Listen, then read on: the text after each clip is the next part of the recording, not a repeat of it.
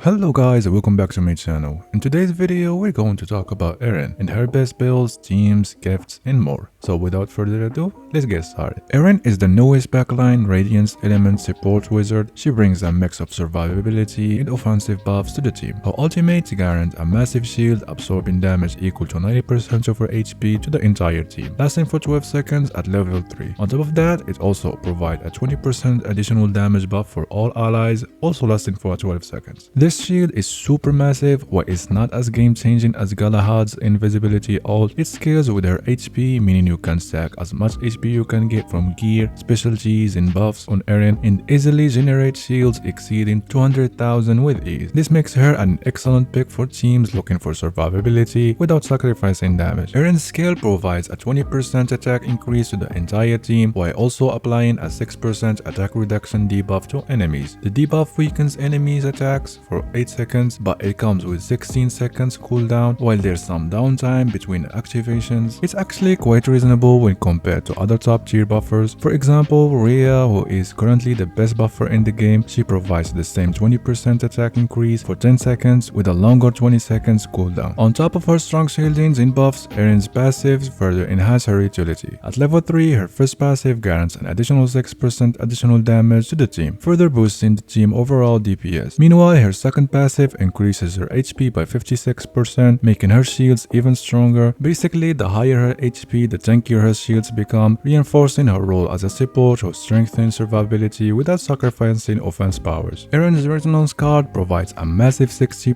HP boost and increases magic attack by 24% at level 10. On top of that, it enhances the entire team's attack and defense by 20%, making it an excellent choice for both survivability and team-wide buffs. This card is particularly strong on Erin herself as well as tanks or frontline characters who need extra durability, especially in the later floors where enemies hit harder. It's also a great option for Galahad as it helps prevent her from getting shredded before she can activate her ult, making it a solid investment for tougher stages. The same applies to Erin's bit, which is a solid pick if you want additional survivability and team buffs. It provides a 10% damage reduction and 10% HP increase while also boosting the team's attack by 12% for 20 seconds with a 20 seconds cooldown. It's a well-rounded option, but if you're looking for a stronger damage-oriented pick, I'd recommend Esteria's pick, which is currently on the banner. At T0, it already guarantees a 30% attack increase and 5% damage reduction. Plus, it skill deals damage and applies fear to enemies, and at T5, it becomes even better, providing a 60% attack increase, a 10% damage reduction, 5% additional damage, and 5% ignore damage reduction. So if you're aiming for a bit of survivability with a major damage boost, Esteria's pick is definitely the better choice here. Now let's move to her optimal build. Erin is relatively easy to build. The key is stacking as much HP percentage as possible to maximize her tanky shields. Her damage output is quite low, so it's not worth investing too much into it, and also since her attack animations are super slow, so for the best results, aim to get 3 rolls of HP in her specialties or at least 2 max rolls if you can. And don't forget to focus on her affinity conversations and gifts to boost her HP even further. Here's a quick look at her best gifts.